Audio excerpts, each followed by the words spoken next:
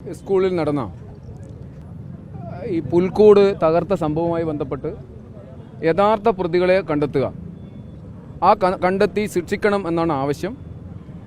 ആ ആവശ്യം ഞങ്ങൾക്ക് പാർട്ടിക്ക് മുന്നേ തന്നെ ഉള്ളതാണ്. പ്രത്യേകിച്ച് ഈ സമരം ചെയ്യാൻ കാരണം നമ്മുടെ ബഹുമാനപ്പെട്ട മന്ത്രി ഇവിടെ പുൽക്കൂട്ട് തകർത്തതിൽ സംഘപരിവാർ സംഘടനകൾക്ക് ബന്ധമുണ്ട് എന്ന തരത്തിലാണ് ഇന്നലെ പ്രസ്താവന ഇറക്കിയത്.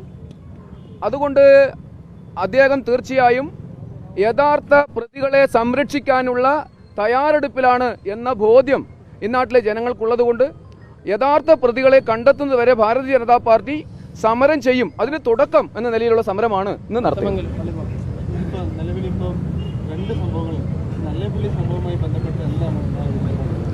നല്ലേപ്പള്ളി സംഭവം ഭാരതീയ ജനതാ പാർട്ടി ആ സംഭവത്തെ അപലപിക്കുകയാണ്. തീർച്ചയായും ആ ഒരു വിദ്യാലയത്തിൻ്റെ അകത്തേക്ക് സംസാരിക്കാനാണെങ്കിൽ പോലും പോവരുത് എന്നാണ് ഭാരതീയ ജനതാ പാർട്ടിയുടെ നിലപാട്.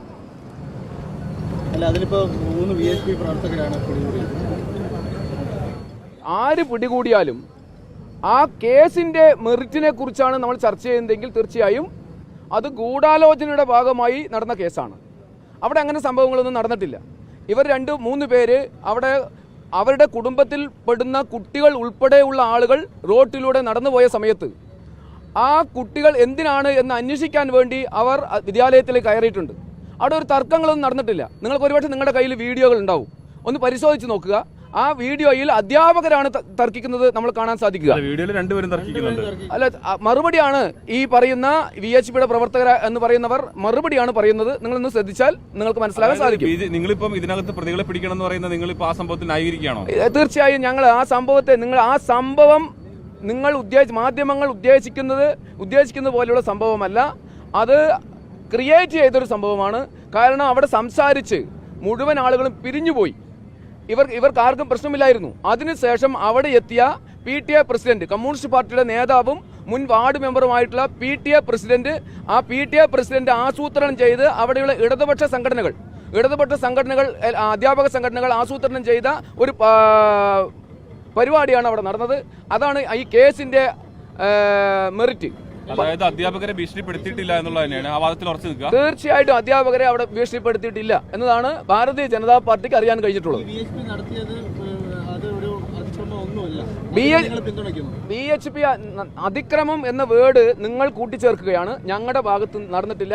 അവിടെ പോയി അന്വേഷിക്കാൻ വന്നതാണ്. തീർച്ചയായും അതിനെ ഞങ്ങൾ അപലപിക്കുന്നുണ്ട്. തുടക്കത്തിൽ തന്നെ ഞാൻ പറഞ്ഞു, ചോദിക്കാൻ വേണ്ടിയാണെങ്കിൽ പോലും അവിടെ പോവേണ്ടതില്ലായിരുന്നു. അത് BJPയുടെ സ്റ്റാൻഡ് അതാണ്.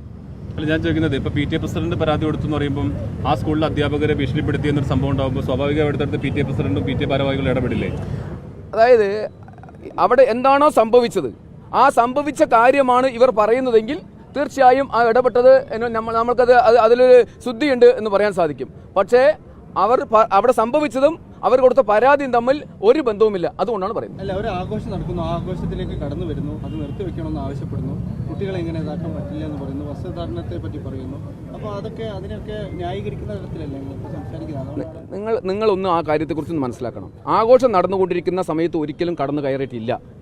ആഘോഷം കഴിഞ്ഞു, എല്ലാ വിദ്യാർത്ഥികളും അവരവരുടെ സ്കൂളിലേക്ക് പോയി കഴിഞ്ഞു. അതിനുശേഷമാണ് ഇവർ ആ വിദ്യാലയത്തിലേക്ക് പോയത്. നിങ്ങൾ പറയുന്നത് കേൾക്കുന്ന സമയത്ത് സമൂഹം തെറ്റിദ്ധരിക്കും. ആഘോഷത്തിന്റെ ഇടയിലേക്ക് ഇവർ കയറി ചേർന്നതാണ്. ആഘോഷം കഴിഞ്ഞ ശേഷമാണ് സംസാരിക്കാൻ വേണ്ടി അവിടെ പോയത്. അത് അവർക്ക് സഹായം ആരെങ്കിലും കൊടുത്തിട്ടുണ്ടെങ്കിൽ കൊടുക്കും. BJPക്ക് അതല്ല ജോലി.